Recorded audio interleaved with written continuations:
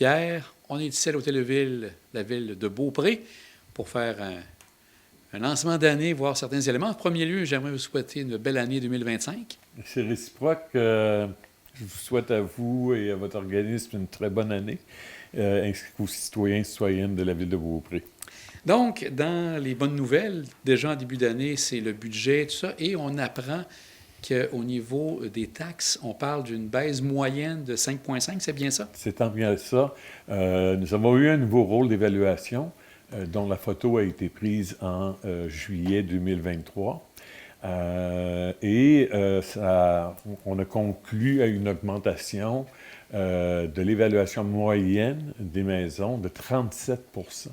Oh, c'est énorme. Donc, c'était inacceptable qu'on puisse donner ça aux citoyens de Beaupré. Donc, on a pris à même nos surplus, on a fait en sorte, puis on a serré un petit peu la ceinture pour compenser, pour arriver à une baisse des maisons moyennes de 5,5 %. Il est bien évident que la maison qui s'est construite l'an dernier ne profitera pas de cette baisse-là, puisque son évaluation correspond à l'évaluation de 37 % si on veut. Mais néanmoins, les maisons qui sont de moindre valeur, qui ont eu peu de rénovation, etc., qui ont une vingtaine d'années, bien, la baisse va être remarquable. Donc, c'est ce qui fait la moyenne, comme vous dites, C'est de ça, 5,5. exactement. Donc, certaines auront des augmentations, d'autres auront d'autres. des plus basses. C'est Donc, plus basse. c'est la moyenne, comme vous dites, C'est de ce ça, côté-là. oui. Dans ce qu'on a vu aussi dans le budget, on parlait de travaux qui sont à venir importants, entre les travaux de tout ce qui touche la partie entretien au niveau de l'usine d'eau potable, au niveau de l'usine d'eau usée près du fleuve. Quels sont en général les travaux que vous avez à faire? Bien, les travaux les plus importants sont le pressoir au niveau de l'usine d'eau usée.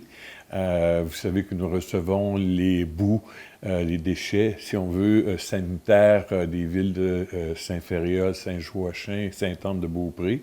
Et donc, évidemment, tout ça a amené, puis d'autre part, l'usine a plus de 20 ans.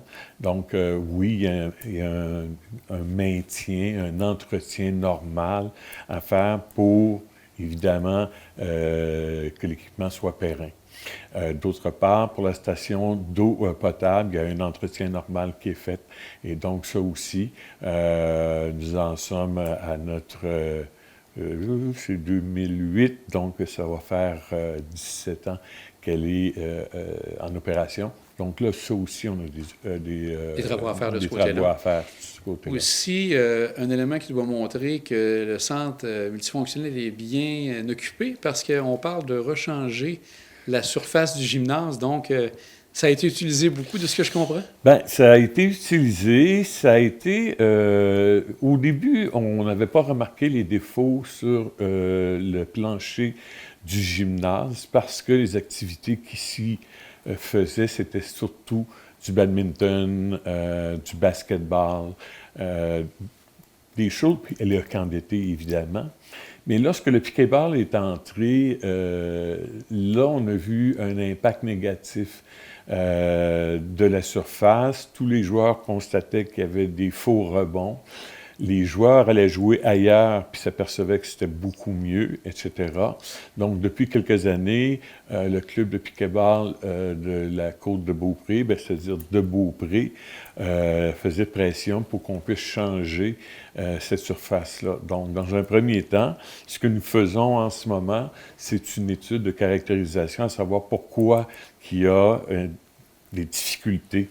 Et nous, c'est un centre multifonctionnel. Donc, dans les clubs de piquet-ball, c'est une surface précise. Nous, ici, ça nous prend une surface qui va être adéquate pour plusieurs sports. Donc là, on fait intervenir des installateurs de surface de gymnase d'ici la fin janvier. Pour optimiser votre surface à vous, le plus exactement. Spécifique. Puis s'il y a des travaux à faire, on va faire les travaux à la fin du camp d'été, au mois d'août, et avant le début de l'année de l'automne, c'est-à-dire pour les activités scolaires et les activités là, pour l'automne. Donc, il y aura un blitz en mois d'août, vraiment? Oui, c'est ça, là, 4 semaines, 4-5 semaines où il n'y aura pas d'activité dans le gymnase. Donc, c'est des éléments. Entre autres aussi, j'ai vu passer, et je trouvais ça intéressant, la partie des véhicules électriques que Oui. vous avez maintenant en main. C'est les F-150, donc 3 F-150. Donc, comment est venue l'idée d'avoir l'achat de ces véhicules-là? Ben, ce qui est arrivé, c'est qu'il y a 2 camions qui sont tombés en panne avec des réparations majeures, au-delà de 8 000 entre autres pour un. Et là, on s'est dit, bon, le camion se fait vieillissant, et on a toujours acheté des camions usagés, nous. Et là, avec la fin de la subvention provinciale sur les véhicules électriques, nous sommes allés vers non pas des camions qu'on achète en concession, mais on appelle ça des work trucks. C'est-à-dire, c'est des camions qui ont très, très peu d'équipement, le tapis de caoutchouc, le strict minimum, là. Et vous les ajustez par la suite? Et par la suite, nous, on va mettre tout ce qui est panneaux indicateurs, on les adapter à nos besoins à nous. Et il y avait le camion, il y avait les camions des travaux publics, le camion de la station des eaux usées et le camion de service des loisirs qui avait donné, lui aussi. Fait que on a déterminé ces 3 camions-là et on les a achetés. Et, bien évidemment, payé comptant aussi. Et ça, c'est une facture de combien au total pour les 3? Pour les 3, je n'ai pas le montant exact, mais imaginez environ entre 60 et 70 000 du camion. D'accord, on parle à peu peu près de près 200 000, 200 grosso 000, modo, c'est pour ça, faire oui. un chiffron.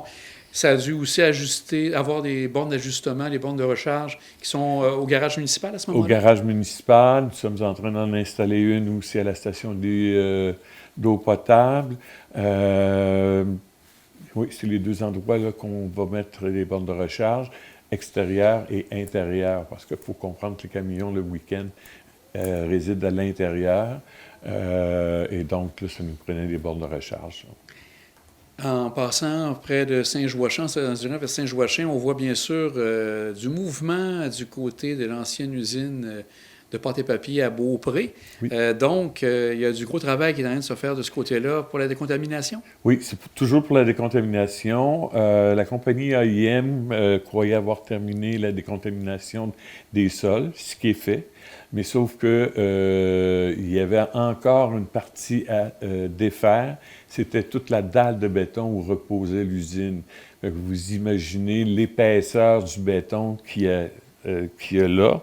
Il y a des endroits qui ont jusqu'à 4 pieds de béton. Donc, il faut que ça soit concassé, remis sur le terrain, parce que ce n'est pas un contaminant comme tel, mais à une grosseur de type là, un caillou, si on veut, un simple caillou.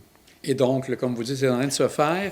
Est-ce qu'il y aura du matériel qui va sortir du secteur, là, parce que peut-être, comme vous dites, pas, sans nécessairement être contaminé, mais qui peut être assez gros et... Je ne penserais pas que là, on va sortir du stock là, de béton, là, puisqu'ils vont l'étendre comme une surface. Puis nous aussi, ça fait notre affaire aussi parce que ça nous évite d'acheter des remblais qu'on devrait se servir pour la construction des routes ou des choses du genre. Donc ça va servir, comme vous dites, de ce côté-là. Et là, si on rappelle, bien sûr, ce que vous souhaitez faire, en tout cas, est-ce que c'est encore la même chose? Vous y allez plus du côté technologique à la base que vous regardez de ce côté-là? Le créneau n'est pas encore défini, mais de plus en plus, les gens qui cognent à notre porte, c'est dans l'innovation. Et donc, oui, on aimerait faire un parc d'innovation en lien avec la Ville de Québec. Donc, eux aussi ont des immenses entreprises d'innovation, hein, qu'on pense à ABB, Olympus, etc. On ne veut peut-être pas se rendre dans cette grandeur d'entreprise-là, mais les sous-contractants de ces entreprises-là, par contre, peuvent être intéressés à venir chez nous. On a quand même un beau site avec le Mont-Saint-Anne à l'arrière, le fleuve en avant. Ça peut être attrayant. Et comme vous dites, bien là, actuellement, si je me rappelle bien, au niveau du parc industriel en tant que tel, il reste peu ou à peu près pas de terrain disponible. Là. Pas vraiment de terrain disponible. Okay. En ce moment, là, nous n'avons pas grand-chose à offrir, là, si ce n'est que des petites parties. Donc, vous vouliez vers un parc d'innovation. Est-ce que ça pourrait arriver qu'il y ait une exception qu'un équipement industriel s'en aille là aussi? Oui. En autant que ça soit en respect avec les normes environnementales, évidemment. On ne veut pas avoir d'usines polluantes, rien de ça. Mais nous, ce que l'on aimerait, c'est beaucoup plus un parc industriel où les gens vont avoir une qualité pour venir travailler. Donc, ça va être plus quelque chose de tranquille, de serein, pour pouvoir justement offrir. Mais on n'est pas à l'abri d'une entreprise Amazon, qui viendrait cogner chez nous, qui dirait, ben, regarde, nous, on est prêts, on arrive avec 200 employés, puis on fait travailler. Là, c'est dur de dire non. C'est dur de dire non à ce moment-là. Je comprends la situation. Ouais. En terminant, ben, je voulais voir aussi, au niveau de la Maison des jeunes, je pense que vous avez été d'une bonne aide avec Alternative Jeunesse Mont-Sainte-Anne. Oui. On parle de montant de combien sur les 3 prochaines années? 60 000 $, 20 000 $ par année. Écoutez, la Maison des jeunes, c'est un organisme communautaire qui est très influent auprès justement de nos jeunes et surtout très discret. On les voit peu, mais ils font un travail de fond de manière très importante. La dernière acquisition, le presbytère, bien évidemment, ça apporte évidemment des changements à faire, etc. Nous, on donnait sur 3 ans 15 000 $ par année. Là, il était temps d'augmenter. Tous les coûts augmentent, donc on a dit on va procéder à une augmentation de 5 000 $ par année pour un total de 60 000 $. Évidemment, ça fait leur affaire. Et M. Pouliot, Martin Pouliot, est très fier de pouvoir dire qu'enfin, ils ont un local chez eux adéquat, avec facilité de venir en aide aux jeunes dans le besoin, etc. Et là, actuellement, est-ce que les activités se passent toujours à l'église? Non. Ou maintenant, sont rendus au presbytère? Maintenant, sont rendus au presbytère. Donc, ça va être un grand plus pour eux, sûrement. Oui. Puis pour le diocèse, le fait qu'il n'y ait plus d'activité à l'église, bien, ça fait en sorte aussi que c'est plus facile à vendre. Mais sauf que jusqu'à présent, il y avait des pourparlers d'achat, mais... là, pour le moment, comme vous dites, ça semblait trop neutre de ce côté-là. Très au neutre, oui, effectivement.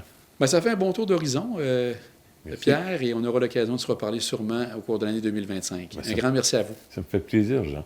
Au revoir.